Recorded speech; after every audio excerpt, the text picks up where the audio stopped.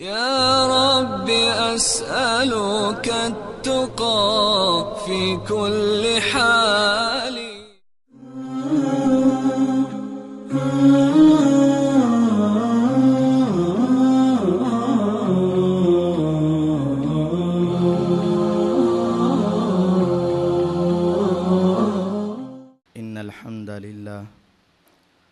إن الحمد لله نحمده ونستعينه ونستغفره ونعوذ بالله من شرور أنفسنا ومن سيئات أعمالنا من يهده الله فلا مضل له ومن يضلل فلا هادي له وأشهد أن لا إله إلا الله وحده لا شريك له وأشهد أن محمدًا عبده ورسوله صلى الله عليه وسلم. أما بعد فإن خير الحديث كتاب الله وخير الهدي هدي محمد صلى الله عليه وسلم وشر الأمور محدثاتها وكل محدثة بدعة وكل بدعة ضلالة وكل ضلالة في النار. فأعوذ بالله السميع العليم من الشيطان الرجيم. بسم الله الرحمن الرحيم. قد أفلح المؤمنون الذين هم في صلاتهم خاشعون. وقال النبي صلى الله عليه وسلم فإن أحدكم إذا قام في صلاته فإنه يناجي ربه. رواہ البخاری او کما قال النبی صلی اللہ علیہ وسلم. ہر قسم کی حمد و ثنا، تعریفات، تقدیسات، تمجیدات و تحلیلات اللہ وحدہ لا شریک کے واسطے ہیں. درود و سلام نبی دو جہاں احمد مجتبیٰ حضرت محمد الرسول اللہ صلی اللہ علیہ وسلم کی ذات بابرکات کے لیے. مختصر حمد و صلات کے بعد معزز سامعین کرام، معززات سامعات، آج کے اس درس میں جو عنوان آپ حضرات کے سامنے رکھنے کا ارادہ ہے وہ ہے مالک حقیقی سے باتیں مگر کیسے. یقین جانیے دنیا کے اندر اگر کسی انسان کے پاس تھوڑا سا مال اور اختیار آ جائے اس سے ملاقات کرنا انتہائی مشکل ہے، اور اگر وہ کسی ملک کا سربراہ یا بادشاہ ہو جائے تو عام انسان کا تو اس سے ملاقات کرنا ناممکن ہے. اور اگر وہ زندگی میں کبھی کسی عام آدمی سے ملاقات کر لے تو اس عام آدمی کی خوشی کی انتہا نہیں رہتی کہ میں نے اس کے ساتھ ملاقات کی ہے، میں نے اس کے ساتھ مصافحہ کی ہے، میں نے اس کے ساتھ بات کی ہے، اور وہ اس کا چرچا ہر ایک کے سامنے کرتا ہے. لیکن اگر ہم اپنی حیثیت پر غور کریں کہ ہم کیا ہیں، اور مالک کائنات کی حیثیت پر غور کریں کہ وہ کتنا بڑا بادشاہ ہے، آسمانوں کا مالک، زمین کا مالک، عرش کا مالک، فرش کا مالک، ہوائیں اس کے قبضے میں، فضائیں اس کے قبضے میں، چاند اس کے قبضے میں، سورج اس کے قبضے میں، بر و بحر اس کے اختیار میں. یہ امریکہ، افریقہ، دنیا کی ساری طاقتیں اس ایک مالک کے قبضے میں ہیں، اور وہ ساری کائنات کا اکیلا واحد بادشاہ ہے جو ازل سے ہے، ابد تک رہے گا، ہمیشہ سے ہے، ہمیشہ تک رہے گا. اور اس کی قدرت اتنی ہے وَمَا أَمْرُ السَّاعَةِ إِلَّا كَلَمْحِ الْبَصَرِ.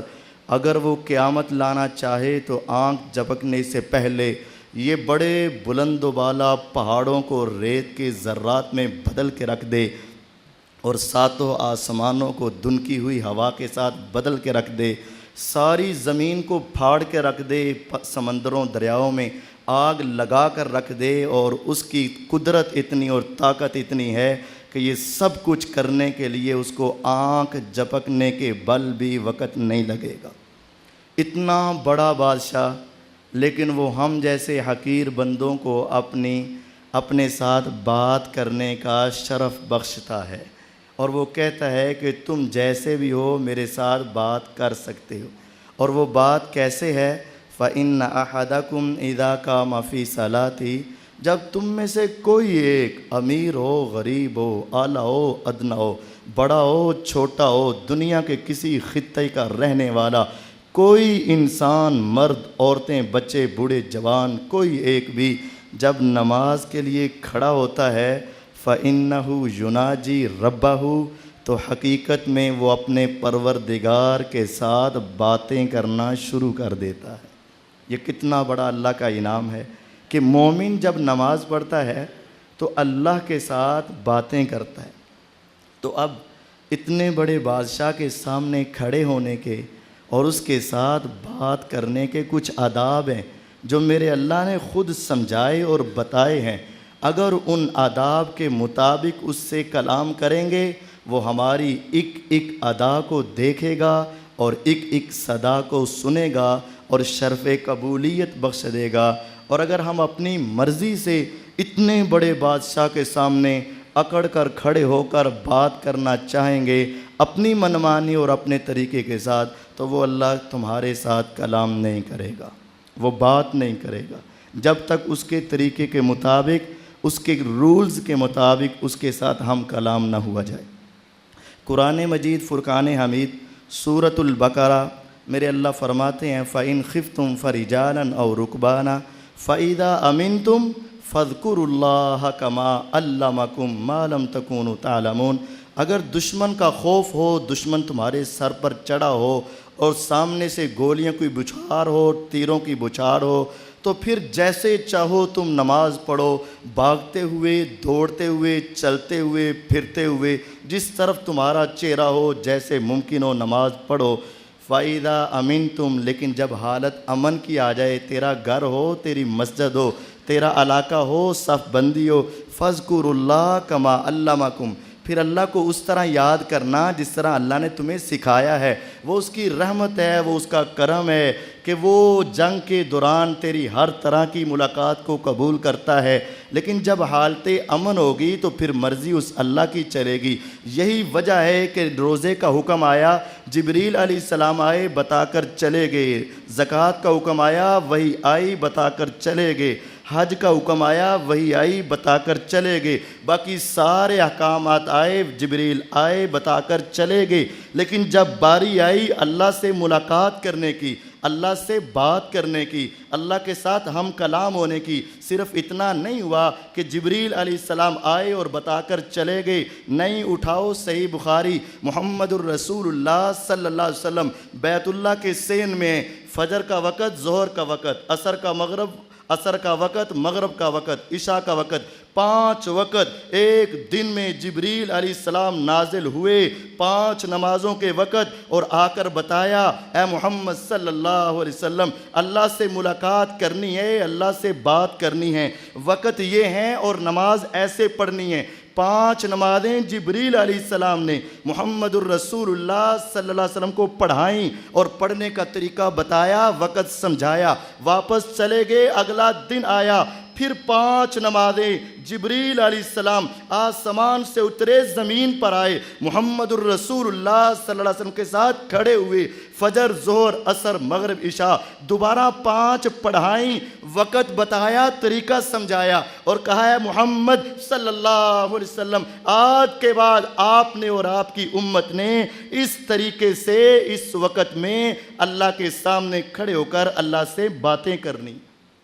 جبریل علیہ السلام آئے اور آ کر سمجھا کر گئے۔ اسی پر بس نہیں، محمد الرسول اللہ صلی اللہ علیہ وسلم کی حدیث بھی صحیح بخاری کے اندر موجود ہے۔ پیغمبر علیہ السلام ممبر بنوایا، ممبر کے اوپر چڑھے، نماز شروع کی، قیام کیا، رکوع کیا، رکوع سے اٹھے، سجدے کی باری آئی، پیچھے ہٹے، سجدہ کیا، دوبارہ پھر ممبر کے اوپر چڑھ گئی، 4 رکعت پڑھ کر دکھائیں اور آخر میں فرمایا انما صنعت ھذا، اے میرے پیارو جگہ نیچے بھی موجود تھی، میں نماز نیچے بھی پڑھ سکتا تھا، لیکن میں نے ایسا کیوں کیا؟ لتأتموا بی ولتعلموا صلاتی، تاکہ تم میری اقتداء کرو اور تمہیں پتہ چل جائے، تمہیں اندازہ ہو جائے، تم سیکھ لو کہ میں پیغمبر تمہیں سکھا رہا ہوں کہ تم نے اپنے اللہ سے باتیں کیسے کرنی ہیں، اللہ کے سامنے کھڑے کیسے ہونا ہے، اللہ کے سامنے رکوع کیسے کرنا ہے، اللہ کے سامنے جھکنا کیسے ہے، کھڑا کیسے ہونا ہے۔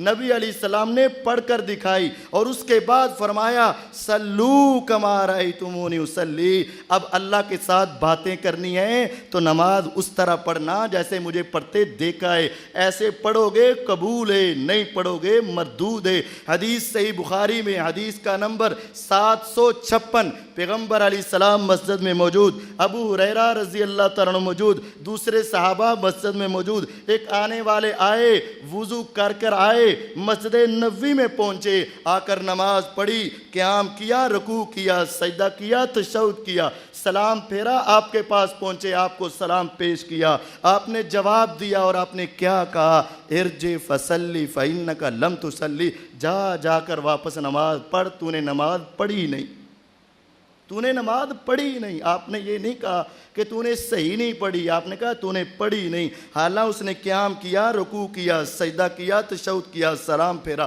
سارا کچھ کیا، لیکن قربان جاؤں صحابہ کی عظمت پر، سب کچھ کرنے کے بعد اگر میرے پیغمبر کی زبان سے ایک مرتبہ نکلا تو نے نہیں پڑھی، اس نے کہا میں نے نہیں پڑھی، اگرچہ پڑھی تھی، واپس گئے، پوری نماز دوبارہ پڑھی، یہ نہیں سوچا کہ میں واپس چلا جاؤں، اب تو جاؤں گا تو پھنس جاؤں گا، نہیں، دوبارہ آئے، سلام پیش کیا، آپ نے جواب دیا اور آپ نے تب بھی یہی کہا ارجع فصلی فإنک لم تصلی، جا کے واپس جا کے نماز پڑھ، تو نے پڑھی نہیں۔ اس نے یہ نہیں کہا اے میرے پیارے آپ تو باتیں کر رہے تھے، آپ کو کیا پتا چلے، میں نے پڑھی تو ہے اور کیسے پڑھوں، نہیں، کعبے کے رب کی قسم نہیں۔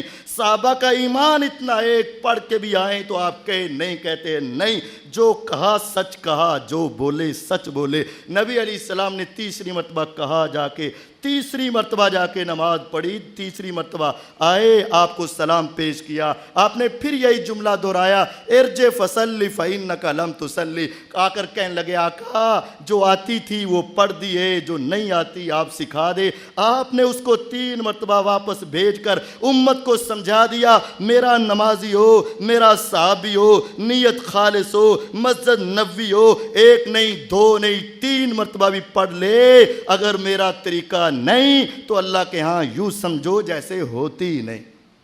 یہ نہیں کہا کہ تو میرا صحابی ہے، تیری نیت بڑی نیک ہے، مسجد نبوی ہے، تیرا وضو بڑا درست ہے، بس ٹھیک ہے، یہ بھی ٹھیک ہے، وہ بھی ٹھیک ہے، میرے اللہ نے قبول کرنی ہے، بس یہ بھی ٹھیک ہے، وہ بھی ٹھیک ہے، نہیں، آپ نے فرمایا ارجع فصلی فإنک لم تصلی، جا کے پڑھ، تو نے پڑھی نہیں۔ 3 مرتبہ پڑھائی، پھر آپ نے کہا نہیں پڑھی، کہتے ہیں مجھے سکھا دو۔ آپ نے تب جا کر نماز سکھائی تو بتایا اللہ کے سامنے اگر پیش ہونا ہے تو طریقہ یہ ہے، انداز یہ ہے۔ حضرت حذیفہ رضی اللہ تعالی عنہ، صحیح بخاری کے اندر 791 نمبر حدیث اگر اٹھا کر پڑھو، حذیفہ رضی اللہ عنہ یہ وہ عظیم صحابی ہیں، نبی علیہ السلام کے پاس جبریل وحی لے کر آتے، اے پیارے آپ کے ماننے والوں میں سارے مومن نہیں ہیں، اکثر مومن ہیں اور کچھ منافق بھی آپ کے دور میں ہیں، آپ ان سے بچ کے رہیے گا، یہ ان کے نام جبریل علیہ السلام آ کر بتاتے۔ نبی علیہ السلام ان منافقوں کے نام کسی کے سامنے راز کو واضح نہ کرتے، کسی کو نہ بتاتے، 1,40,000 صحابہ میں سے صرف ایک کو اپنے پاس بلاتے جس کا نام حذیفہ رضی اللہ تعالیٰ عنہ تھا۔ حذیفہ میں تجھے ایک راز کی بات بتاتا ہوں، اللہ نے مجھے بتایا ہے فلاں فلاں فلاں منافق ہے، اپنے پاس یہ راز رکھنا۔ صحابہ ان کے پاس آیا کرتے تھے اور آ کر کہا کرتے تھے حذیفہ رضی اللہ تعالیٰ عنہ ہم تجھ سے یہ نہیں کہتے کہ ہمیں بھی بتا کہ منافق کون ہے، صرف اتنا بتا دے کہ ان منافقوں میں میرا نام تو نہیں ہے، صرف یہ بتا دے میرا نام تو نہیں ہے۔ اتنے عظیم صحابی ان کی روایت صحیح بخاری میں 791 نمبر حدیث ہے اور سنن نسائی میں تفصیلی حدیث ہے۔ ایک مسجد میں بیٹھے ہیں، ایک بندہ نماز پڑھ رہا ہے، قیام کیا، رکوع کیا، سجدہ کیا، تشہد کیا، سلام پھیرا۔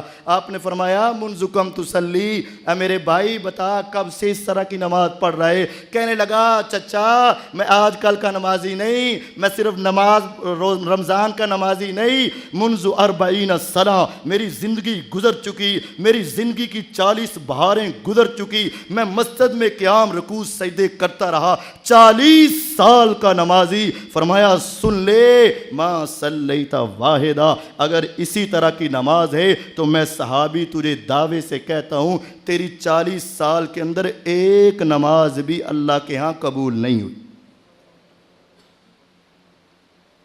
کون کہہ رہا ہے؟ مجھے کیا حق ہے کہ میں کسی کے بارے میں کہوں؟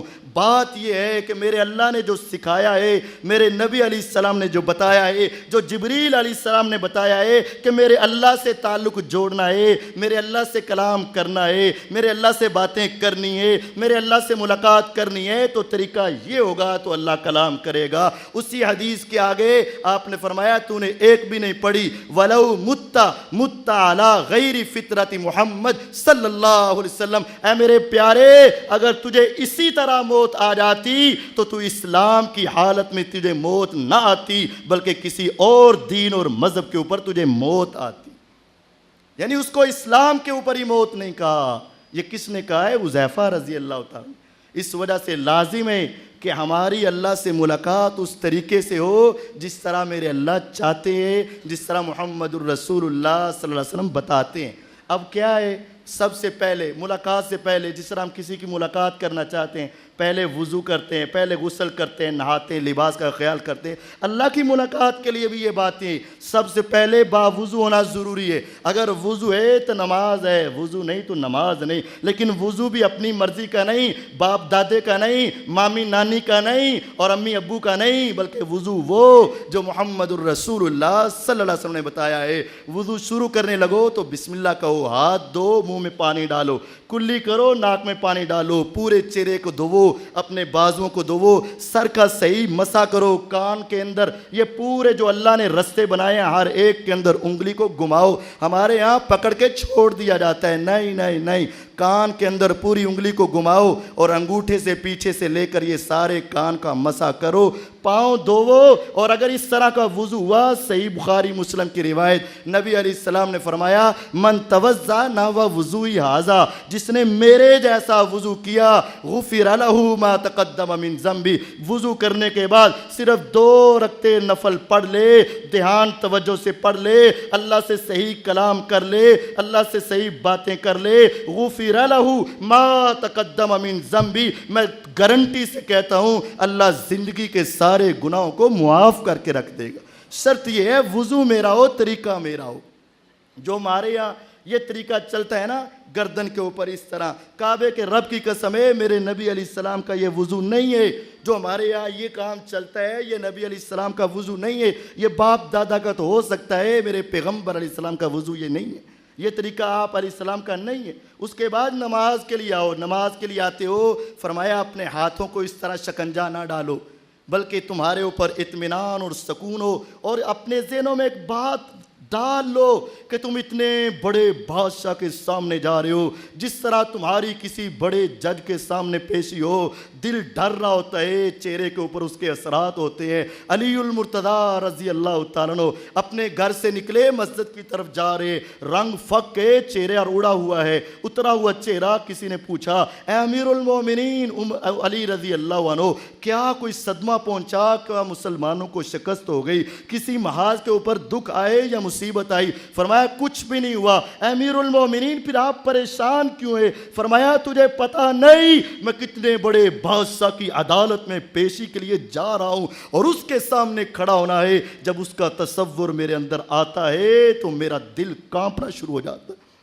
اس طرح کا خشوع لے کر خضوع لے کر آؤ، اکڑتے ہوئے نہیں۔ ما کان لہم ان یدخلوها الا خائفین، لوگوں کا حق یہ تھا کہ جب مسجد میں آئے چودھری بن کر نہیں، سردار بن کر نہیں، وڈیرا بن کر نہیں، اکڑتا ہوا بن کے نہیں، سینہ تان کے نہیں، مولوی کو غلام سمجھ کے اور لوگوں کو نوکر سمجھتے ہوئے نہ آئے، بلکہ ما کان لہم ان یدخلوها الا خائفین، اللہ کی طرف آنا ہے، مسجد میں آنا ہے، ڈر تیرے دل میں پیدا ہونا چاہیے، ڈر لے کر آ، اور پھر آ کر نماز کے لیے کھڑا ہو جا۔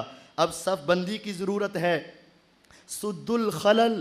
میرے نبی علیہ السلام نے فرمایا جب اللہ کے سامنے تم نے پیش ہونا ہے، حاضر ہونا ہے، اللہ سے کلام کرنے سے پہلے اپنی صفیں چیک کر لیا کرو، صفوں کا پورا خلل اور خلال ختم کر دیا کرو، خالی جگہ پر کر لیا کرو، کیونکہ ورنہ شیطان تمہارے درمیان میں آ کر کھڑا ہو جاتا ہے اور آپس میں نفرتیں، آپس میں کدورتیں، آپس میں ایک دوسرے کے خلاف باتیں وہ شیطان ڈالتا ہے اور تمہاری نماز کو خراب کرتا ہے۔ بالکل اپنی صف کو برابر کر کے، جس طرح دنیا میں ہم اپنی جب سکول میں پڑھا کرتے تھے، ماسٹر صاحب سامنے کھڑے ہو جاتے تھے، کہتے تھے اتنی سیدھی صف بناؤ، اتنی سیدھی قطار بناؤ، تیسرے بندے کی گردن نظر نہ آئے۔ نبی علیہ الصلوۃ والسلام بھی کأنما یسویٰ بہ القدا، حدیث کے الفاظ پر غور کرو، ہم نے کسی کو سیدھا کرنا ہو، ہم کہتے ہیں تجھے تیر کی طرح سیدھا کر دوں گا، یعنی تیر اس کے نزدیک بہت سیدھا ہوتا ہے۔ حدیث کے اندر آتا ہے نبی علیہ السلام نے ہماری صفیں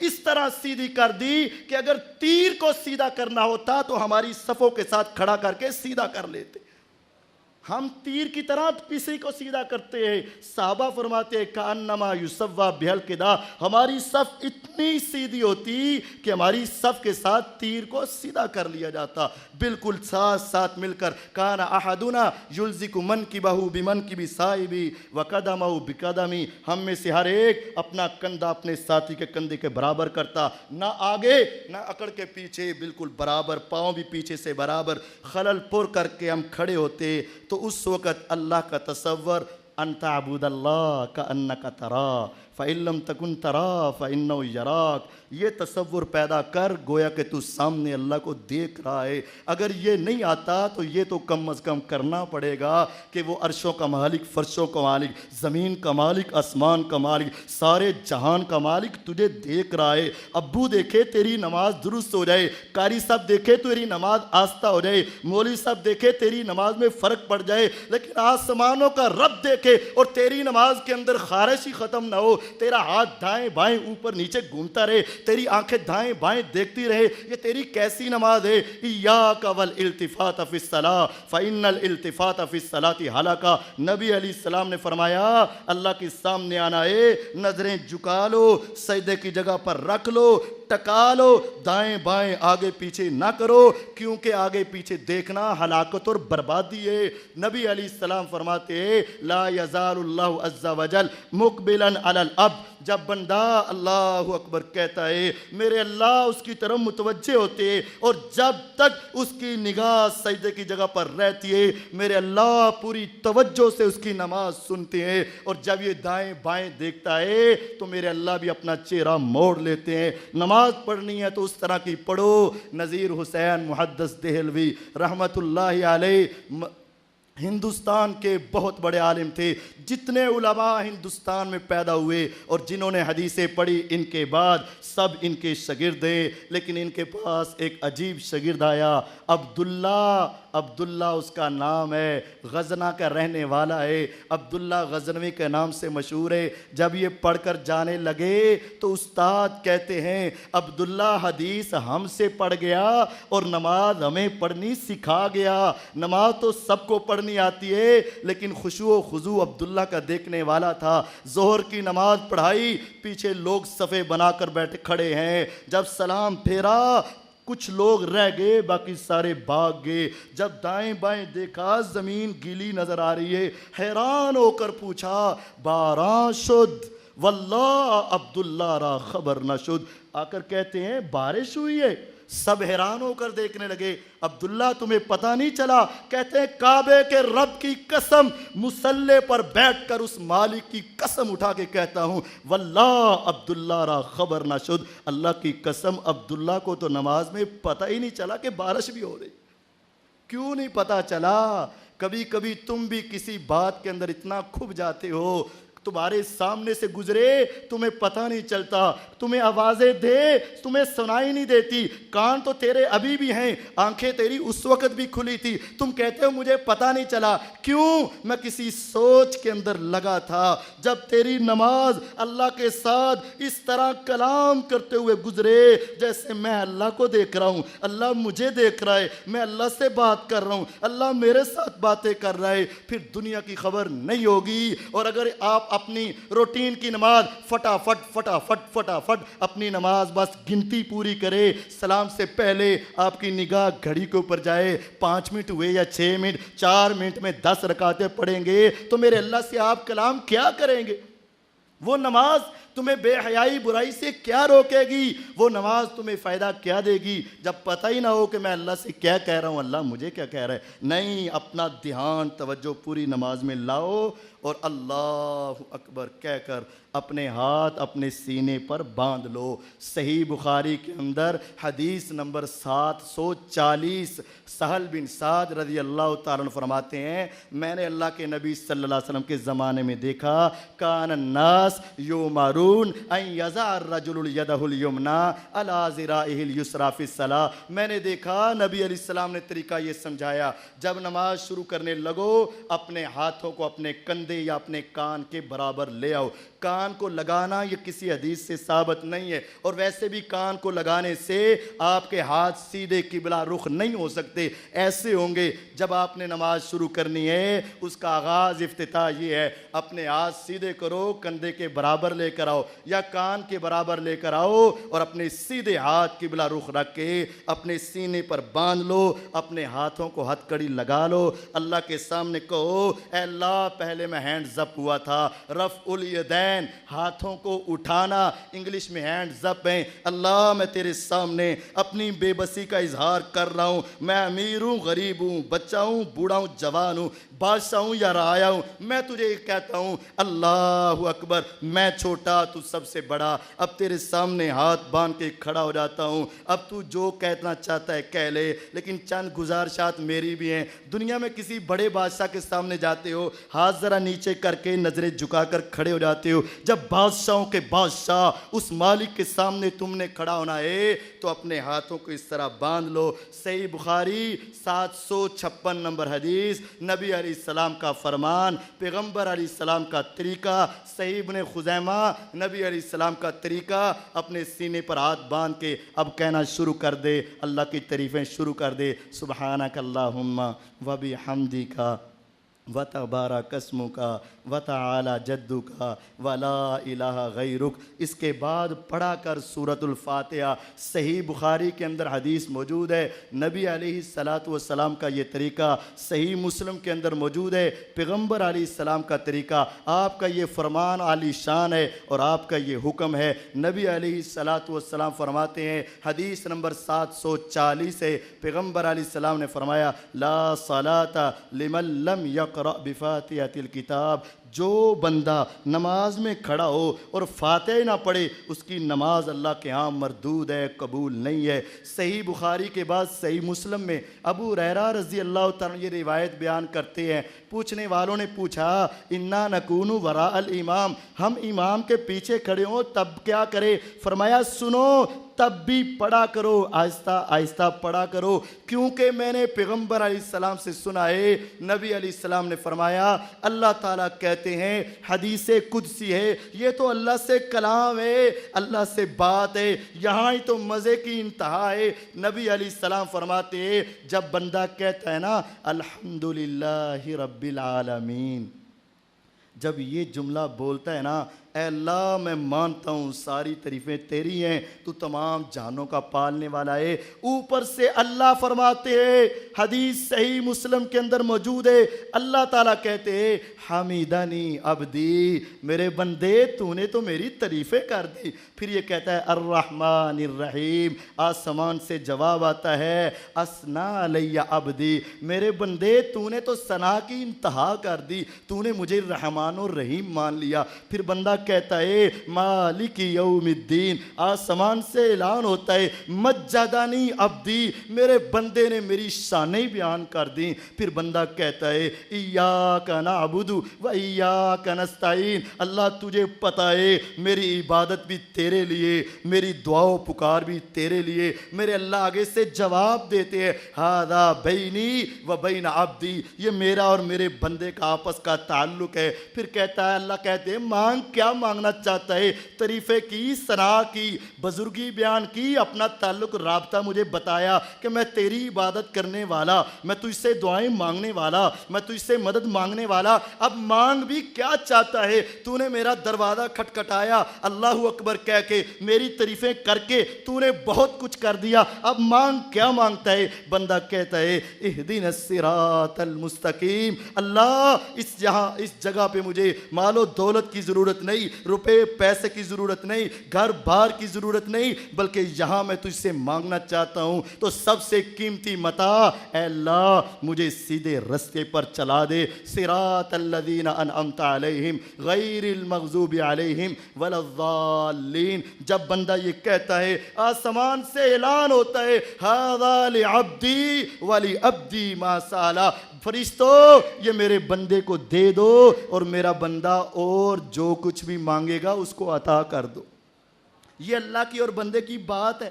اور اگر ہم یہ کہہ دے نا نا نا خاموش ہو جا، تیری زبان کو تالے لگ جائے، تیری زبان بند ہو جائے، تو خاموش ہو کے کھڑا ہو جا، اپنے رب سے بات نہ کر، اپنے رب سے کلام نہ کر، اپنے رب سے راز و نیاز کی باتیں نہ کر، میرے بھائی اگر اللہ سے نہیں کرنی تو کس سے کرنی ہے؟ اگر وہاں جا کر خاموش ہو جاؤ گے تو کس کے دربار پر جا کر مانگو گے؟ کس کے سامنے ہاتھ پھیلاؤ گے؟ کس سے کلام کرو گے؟ اللہ کی قسم اس سے بڑھ کر شان تیری کیا ہو سکتی ہے؟ دنیا پر ایک جملہ تیرا نکلے، ایک جملہ میرے اللہ کا نکلے، ایک کلمہ تو کہے، ایک کلمہ اوپر سے اعلان ہو، کتنا وہ عالی شان مقام ہوگا۔ اگر بندہ سوچ کر پڑھے کہ میں نے کہہ دیا الحمدللہ رب العالمین، آگے میرا اللہ کہہ رہا ہوگا حمیدنی عبدی، پھر میں نے کہہ دیا الرحمن الرحیم، میرے اللہ بھی تو جواب دے رہے ہوں گے نا۔ اور مجھے یقین ہے پہاڑوں سے زیادہ ٹھوس بات میرے محمد الرسول اللہ صلی اللہ علیہ وسلم کی ہے۔ آپ نے فرمایا حق فرمایا، جو بتایا سچ فرمایا۔ جب بندہ کہے گا ایاک نعبد و ایاک نستعین، اللہ یہ تیری عبادت میں کرتا ہوں، میں تجھ سے دعا و پکار کرتا ہوں، اب میری سن لے بندے کیا کہنا چاہتا ہے؟ اہدنا الصراط المستقیم صراط الذین انعمت علیہم غیر المغضوب علیہم ولا الضالین۔ اعلان ہوتا ہے بندہ جو مانگتا ہے دے دو، پھر یہ بندہ کہے گا آمین، اللہ جو مانگ لیا بس اتنا ہی ہے، بس تو قبول کر لے۔ نبی علیہ السلام کی حدیث صحیح بخاری کے اندر موجود ہے، پیغمبر علیہ السلام نے فرمایا اذا امن الامام فامنوا، جب امام آمین کہا کرے نا تب تم بھی آمین کہا کرو۔ ہمیں کیسے پتہ چلے گا امام نے آمین کہہ دیا یا نہیں کہی؟ ہمیں تبھی پتہ چلے گا نا جب امام اونچی آواز سے کہے گا تو تب ہمیں پتہ چلے گا۔ حدیث کے الفاظ پر غور کرو، اذا امن الامام، جب امام آمین کہے تو تب تم کہو۔ مجھے کیسے پتہ چلے گا؟ ظہر میں تو نہیں پتہ چلتا، عصر میں تو نہیں پتہ چلتا، مغرب کی آخری رکعت میں نہیں پتہ چلتا، عشاء کی آخری رکعت میں نہیں پتہ چلتا، مجھے کیسے پتا چلے گا کہ میرے امام نے کہہ دیے؟ اسی طرح پتا چلے گا کہ امام اونچی کہے گا، مجھے پتا چلے گا، میں پیچھے آمین کہوں گا۔ فرمایا جس کی آمین فرشتوں کی آمین سے مل گئی اس کی زندگی کے پہلے سارے گناہ معاف کر دیے جائیں گے۔ اٹھاؤ صحیح بخاری کو، نبی علیہ السلام کی 780 نمبر حدیث سے پہلے امام بخاری رحمہ اللہ نے کہا ہے، حضرت صحابہ فرماتے ہیں کہ نبی علیہ السلام کے کے دور میں ہم اتنی اونچی آمین کہتے، اتنی اونچی آمین کہتے، اتنی اونچی آمین کہتے، پوری مسجد گونج اٹھتی تھی ہمارے آمین کی وجہ سے۔ اور اٹھاؤ سنن کبریٰ بیکی جلد نمبر 2 اور صفحہ نمبر 56، پیغمبر علیہ السلام کے صحابہ فرماتے ہیں کہ جتنے یہودی ہماری آمین کے اوپر چڑھتے تھے کہ ہم امام کے پیچھے اونچی آمین کہتے تھے، اصل میں سورہ فاتحہ کے اندر نا یہ بات آتی ہے غیر المغضوب علیہم ولا الضالین، اللہ گمراہوں کا رستہ نہ دکھانا، جن پر غضب ہوا ان کا رستہ نہ دکھانا، یہودیوں عیسائیوں کے رستے پر نہ چلانا۔ ہم زور سے کہتے آمین، اللہ تیرے پیغمبر نے جو دعا کی ہے ہم اس پر پکے ہیں، ہمیں یہودیوں کے رستے پر نہ چلانا، عیسائیوں کے رستے پر نہ چلانا۔ جب ہماری آمین ہوتی، آمین مدینے میں پھیلتی، قریب قریب کے گھروں میں ہماری آمین کی آواز جاتی، یہودیوں کو چڑھ آتی، غصہ آتا، ہمارے اوپر دانت پیستے اور ہمارے بارے میں کچیچیاں لیتے۔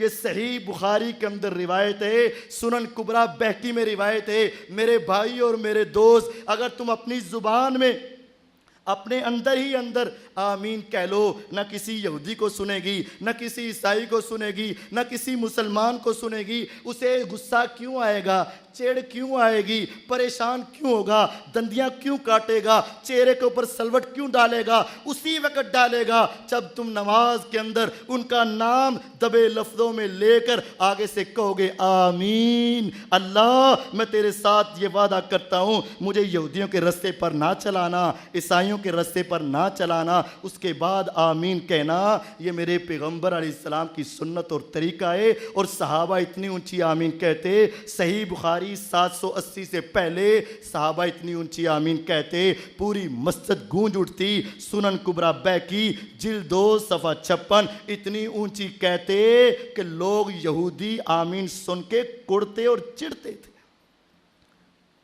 اس سے آگے آپ نے اللہ کی تعریف کے کلمات قرآن سے کہیں بھی پڑھ لیں، اللہ کی شان کے کلمات پڑھ لیں، اور اس کے بعد جب تم نے اپنی یہ حالت تبدیل کرنی ہے، رکوع میں جانا ہے، تو رکوع میں جانے سے پہلے اپنے ہاتھوں کو اپنے کندھوں تک اٹھا کر دوبارہ اللہ کے سامنے اپنی عاجزی کا اظہار کر کے، اپنے چھوٹے ہونے کا اظہار کر کے، اپنے اللہ کی کبریائی کا اظہار کر کے اپنے ہاتھوں کو کندھوں تک لائیں۔ اللہ میں دوبارہ ہینڈز اپ ہو گیا، میں تیرے سامنے سرنڈر ہو گیا، میں تیرے سامنے اپنے ہاتھوں کو کھول کر، تیرے سامنے قیدی بن کر، میں تیرے سامنے دوبارہ اپنے ہاتھوں کو کھول کر کہتا ہوں، اعلان کرتا ہوں اللہ اکبر، اللہ میں چھوٹا تو سب سے بڑا ہے۔ اور یہ طریقہ میرے محمد الرسول اللہ صلی اللہ علیہ وسلم کا ہے۔ صحیح بخاری کے اندر 735 36 37 38 39 5 حدیثیں صحیح بخاری میں موجود ہے۔ نبی علیہ الصلاۃ والسلام جب نماز شروع کرتے رفع الیدین کرتے، رکوع میں جاتے رفع الیدین کرتے، رکوع سے اٹھتے رفع الیدین کرتے، 2 رکعت پڑھ کر کھڑے ہوتے، پیغمبر علیہ السلام اپنے ہاتھوں کو ایسے کرتے۔ ارے اس کا فائدہ کیا ہوگا؟ نبی علیہ السلام نے فرمایا، مجمع الزوائد کی روایت ہے، جب تم ایک مرتبہ اپنے ہاتھوں کو ایسا کرو گے نا، تمہیں اللہ 10 نیکیاں عطا فرمائیں گے۔ بکل اصبع حسنہ، ایک انگلی کے بدلے 1 نیکی، 10 انگلیوں کے بدلے 10 نیکیاں۔ 4 رکعت والی نماز ہو، 10 مرتبہ رفع الیدین کرو گے، 100 نیکیاں تمہیں مل جائیں گی۔ اور اگر تم دن رات کی نمازوں پڑھو گے اور یہ ساری رکعت جمع کرو گے، ہزاروں نیکیاں روزانہ تمہارے نامہ اعمال میں جاتی جائیں گی۔ اور یہ میرے نبی علیہ السلام کی وہ سنت ہے جو آپ نے پہلے دن سے لے کر آخری دن اور آخری نماز تک آپ نے کی ہے۔ اگر کوئی آدمی یہ سوچتا سمجھتا ہے میرے پیغمبر علیہ السلام نے پہلے کیا بعد میں چھوڑا، میرے پیارے آج میری بات سن، تفصیلی بات تو اس کتاب میں موجود ہے۔ اور واللہ میں حیران تھا، چند دنوں کے اندر، چند صفحوں کے اندر کئی 100 احادیث اس کتاب میں موجود ہے، اور ہر بات با حوالہ موجود ہے۔ کچھ حوالے میں دے رہا ہوں، کچھ حوالے نہیں دے رہا۔ اگر آپ تفصیل سے پڑھنا چاہیں میرے پیغمبر کا طریقہ کیا تھا، کہیں ایسا نہ ہو قیامت کے روز میں بھی نماز لے کر آ جاؤں، اللہ کے سامنے پہنچوں، سب سے پہلا سوال نماز کے بارے میں ہو۔ میرے نبی علیہ السلام نے فرمایا، ان اول ما یحاسب به العبد یوم القیامت الصلاۃ، سب سے پہلے سوال روزی کے بارے میں نہیں، والدین کے بارے میں نہیں، روزے کے بارے میں نہیں، زکوٰۃ، حج، صدقہ خیرات کے بارے میں نہیں، سب سے پہلا سوال نماز کا ہوگا۔ فَإِن صَلُحَتْ صَلُحَتْ سَائِرُ عَمَلِ، اگر یہ درست ہوئی تو باقی سارے عمل درست، وَإِن فَسَدَتْ، اگر یہ خراب ہو گئی ساری زندگی کے عمل خراب ہو کے رہ جائیں گے۔ یہی بات اس حدیث پر غور کرے، پیغمبر علیہ السلام نے یہ نہیں کہا اگر اس نے پڑھی ہوئی تو کامیاب، نہ پڑھی تو ناکام، یہ نہیں کہا۔ حدیث کے الفاظ پر غور کریں، نبی علیہ السلام نے فرمایا فَإِن صَلُحَتْ، اگر صحیح ہوئی تو تب کامیاب۔ کیا مطلب؟ پڑھنا اور چیز ہے، صحیح ہونا اور چیز ہے۔ اگر یہ نماز صحیح ہو گئی، روزے میں کمی، زکوٰۃ میں کمی، صدقے میں کمی، وعدہ وفا میں کمی، حدیث کے الفاظ ہے میرے اللہ تیری نماز کو دیکھ کر اگر یہ صحیح ہو گئی باقی سب پر گڈ لگا کے تجھے کامیاب کر دیں گے۔ وَإِن فَسَدَتْ، اگر یہ خراب ہو گئی، خراب چیز کب ہوتی ہے؟ جب موجود تو ہو لیکن خراب ہو جائے۔ نبی علیہ السلام نے یہ نہیں کہا جس نے نہ پڑھی وہ ناکام، نہ پڑھنے والا تو ہے جہنم کا ایندھن، جہنم کا بالن، جہنم کا بندہ، نہ پڑھنے والا تو ہے جہنم کے اندر جانے والا۔ لیکن حدیث یہ کہتی ہے وَإِن فَسَدَتْ، اگر وہ خراب ہو گئی۔ چیز خراب کب ہوتی ہے؟ موجود ہو خراب ہو جائے۔ اگر خراب، اسی کا مطلب ہے اگر پڑھی نہ ہو، ادا ہی نہ کی ہو تو خراب نہیں ہو سکتی۔ نبی علیہ السلام کے حدیث پر غور کرو اور اپنی نماز کو درست کرو۔ صرف پڑھنا کافی نہیں، صحیح پڑھو گے تو کامیاب۔ اور اگر صحیح پڑھنا چاہتے ہو تو اس کتاب کو اپنے گھروں کی زینت بناؤ، تفصیل سے اس کو پڑھو۔ خلاصتاً بات یہ ہے، امام بخاری رحمہ اللہ نے اپنی صحیح بخاری میں 5 حدیثیں نقل کی ہیں رفع الیدین کی۔ کیا اس کے علاوہ روایات ختم ہو گئی تھی؟ نہیں، امام بخاری رحمہ اللہ نے ایک اور کتاب لکھی ہے جز رفع الیدین اس کا نام ہے۔ اس کے اندر انہوں نے ثابت کیا ہے وہ 10 صحابہ جن کو پیغمبر علیہ السلام نے اکٹھے جنت کی ضمانت دی ہے، سارے رفع الیدین کرتے تھے۔ وہ بیت رضوان والے 1400 صحابہ جن کو جنت کی ضمانت ہے، سارے رفع الیدین کرنے تھے، بلکہ 1,40,000 صحابہ میں سے کوئی ایک بھی ایسا نہیں تھا جو اپنی نماز میں رفع الیدین نہ کرتا ہو۔ اس حدیث کی کتاب میں امام بخاری رحمہ اللہ نے سب کا نقل کیا ہے۔ لیکن جب بات آئی بخاری کی، اللہ تیری قبر کے اوپر کروڑوں رحمتیں بھیجے، اے امام بخاری تو نے مسئلہ سمجھا دیا۔ حدیثیں نقل کی صرف 2 آدمیوں کی، ایک عبداللہ ابن عمر رضی اللہ تعالیٰ عنہ، ایک مالک بن حویرث رضی اللہ تعالیٰ عنہ، باقی کسی کی نقل نہیں کی، صرف 2 کی نقل کی، مسئلہ سمجھایا۔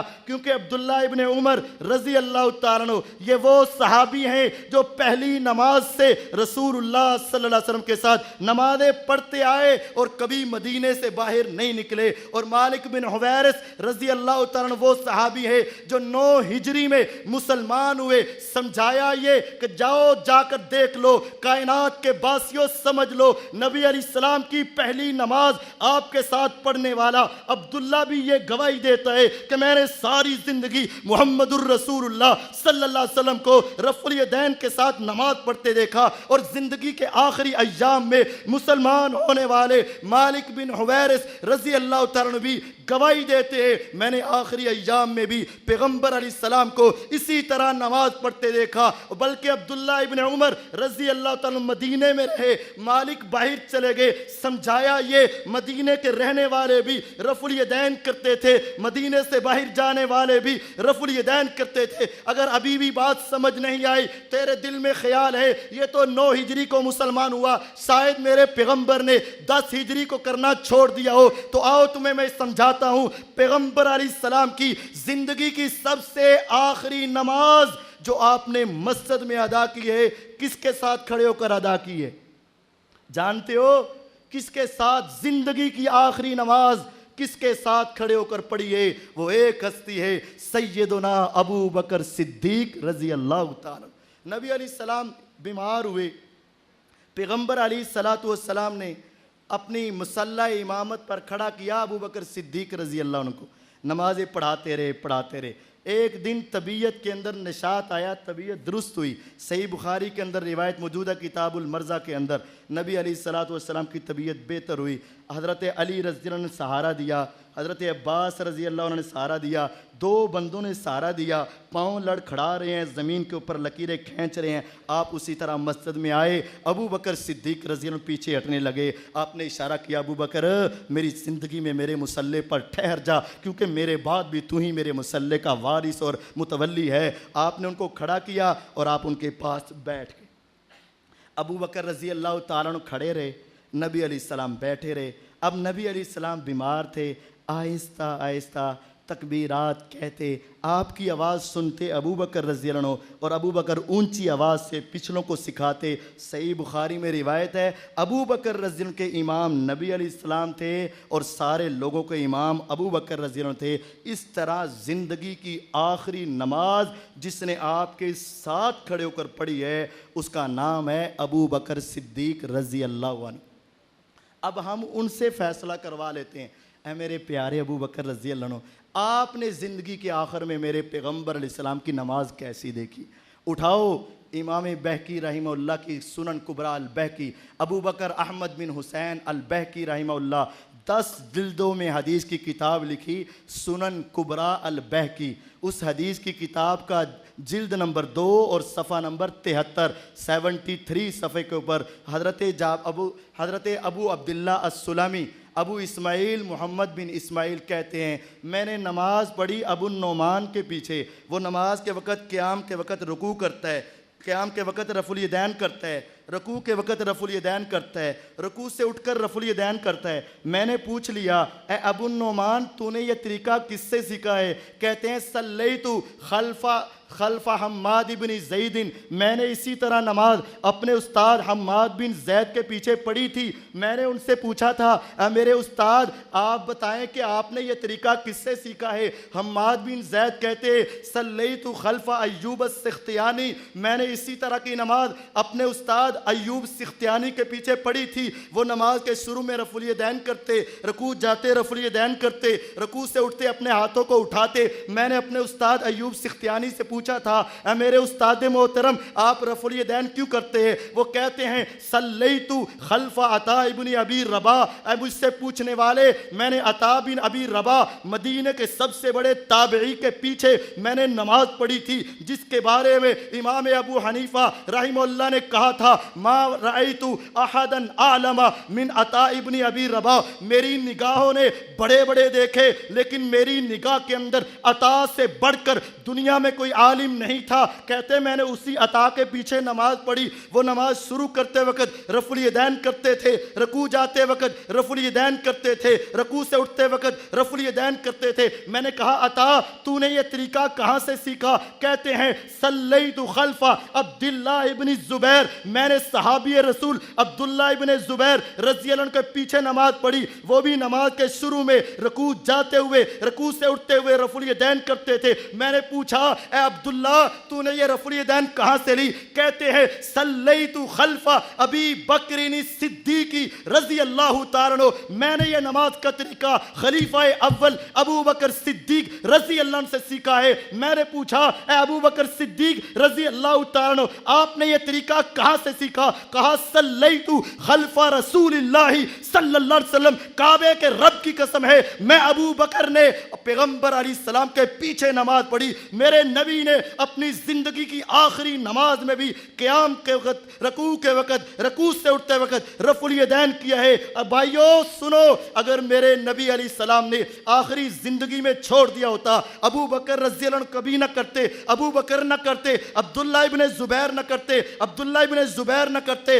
عطا بن ابی رباح نہ کرتے، عطا بن ابی رباح نہ کرتے، ایوب سختیانی نہ کرتے، ایوب سختیانی نہ کرتے، حماد بن زید نہ کرتے، حماد بن زید نہ کرتے، ابو اسماعیل محمد بن اسماعیل نہ کرتے، اگر وہ نہ کرتے امام بہقی اپنی کتاب میں نقل نہ کرتے۔ ان کا یہ نقل کرنا اور نبی علیہ السلام تک پہنچانا اس بات کی دلیل ہے کہ میرے پیغمبر نے زندگی کے اول سے لے کر آخری نماز تک یہ کام کیا ہے۔ اس میں کوئی شک نہیں ہے، اس میں کوئی دوسری رائے نہیں ہے، اور ایک مرتبہ کرنے سے 10 نیکیاں ملتی ہیں۔ آپ اپنے ہاتھوں کو اٹھائیں پیار سے، محبت سے، رکوع میں جائیں اور کمر سیدھی کریں، اپنے بازو سیدھے رکھیں، گھٹنے کے اوپر ٹکا دیں اور گھٹنے کو پکڑ لیں اور اپنی کمر سیدھی رکھیں، اپنی نگاہ اپنی سر سجدے کی جگہ کے اوپر رکھیں، نہ گردن کو نیچے جھکائیں اور نہ گردن کو اوپر اٹھائیں بلکہ درمیان میں رکھیں۔ اور میں نے تو الجامع الصغیر میں پڑھا ہے میرے نبی علیہ الصلوۃ والسلام کی قبر اتنی سیدھی ہوتی تھی، کمر مبارک اتنی سیدھی تھی، صحابہ کہتے ہیں ہم نے پانی گرایا نہیں، لیکن اگر ہم پانی گرا دیتے نہ آگے جاتا نہ پیچھے جاتا، وہاں ٹھہر جاتا، کیونکہ میرے نبی علیہ السلام رکوع میں اپنی کمر کو بالکل سیدھا کر کے رکھا کرتے۔ اور وہاں جا کر پڑھا کرو سبحان ربی العظیم، اللہ میں جھک کر بھی نیچے ہو کر بھی تیری ہی عظمت کی باتیں کر رہا ہوں، سبحانک اللہم ربنا وبحمدک اللہم اغفر لی، اے اللہ میں نیچے ہو کر بھی کہتا ہوں تعریفیں تو ساری تیری ہیں، بس میں تو اسے مانگنے آیا ہوں، اللہم اغفر لی، اللہ مجھے معاف کر دے، مجھے معاف کر دے، مجھے معاف کر دے۔ نبی علیہ السلام نے فرمایا رکوع میں جا کر اللہ کی تعریفیں ہی تعریفیں کرتے جایا کرو، اور جب اٹھو پھر رفع الیدین کرو، اور اپنی زبان سے ایک جملہ نکالو، ہر کوئی نکالے، امام بھی مقتدی بھی، سمیع اللہ لمن حمیدہ، اور اپنا عقیدہ بنا لو کہ میں سچ کہہ رہا ہوں۔ کیا کہہ رہے ہو ترجمہ بھی تو کبھی غور کیا کرو۔ یہ بھی ہمارے اندر بہت بڑا نقص اور کمی ہے۔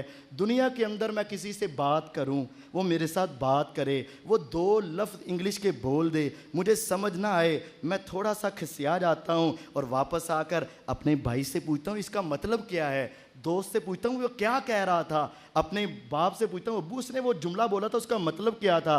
افسوس کسی کے 2 جملے تجھے اتنی دیر تک چین نہ لینے دے جب تک تجھے سمجھ نہ آ جائے، اور مالک سے باتیں کرے تو 40 سال گزر جائیں تجھے پتہ ہی نہ چلے میں نماز میں پڑھ کے آ رہا ہوں، نماز میں کہہ کیا رہا ہوں، میرا عقیدہ کیا ہے، میں اللہ سے کیا مانگ رہا ہوں۔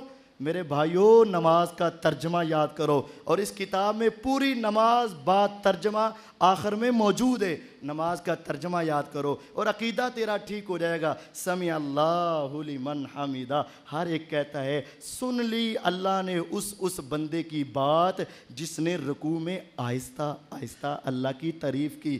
رکوع میں ہر آدمی آہستہ پڑھتا ہے، دائیں کو نہیں پتہ چلتا، بائیں کو نہیں پتہ چلتا، آگے والے کو نہیں پتہ، پیچھے والے کو نہیں پتہ، لیکن یہ کہتا ہے اللہ مجھے اس کی آواز سنے نہ سنے، اس کی آواز سنے نہ سنے، اس کی آواز سنے نہ سنے، اس کی سنے نہ سنے، لیکن میرا عقیدہ یہ ہے کہ تو عرشوں کے اوپر بیٹھا ہر ایک کی آواز کو سن رہا ہے اور میری بھی آواز کو سن رہا ہے۔ جب تیرا نماز میں یہ عقیدہ ہے کہ میرے اللہ نے میری آواز سن لی، اس وقت تو نہیں کہتا گناہ گاروں کی نہیں سنی بس ولیوں کی سن لیے۔ جب تیرا عقیدہ نماز میں یہ ہے کہ اگر کوئی آہستہ بھی بولے، پہلی مرتبہ آ کر بولے، زندگی کا بھولا ہوا آ کر بولے، بے نماز بھی اگر پہلی مرتبہ نماز پڑھ کے بولے سمیع اللہ لمن حمیدہ، میرا عقیدہ ہے اللہ نے اس کی بھی سن لی ہے۔ جب تیرا عقیدہ ہے کہ نماز کے اندر آہستہ پڑھو تو اللہ سنتا ہے، پھر تو باہر جا کر کیوں کہتا ہے میری سندا نہیں تیری موڑدا نہیں، میری تیرے اگے تیری اودے اگے، ہم تو غریبوں کی میرا اللہ سنتا ہی نہیں۔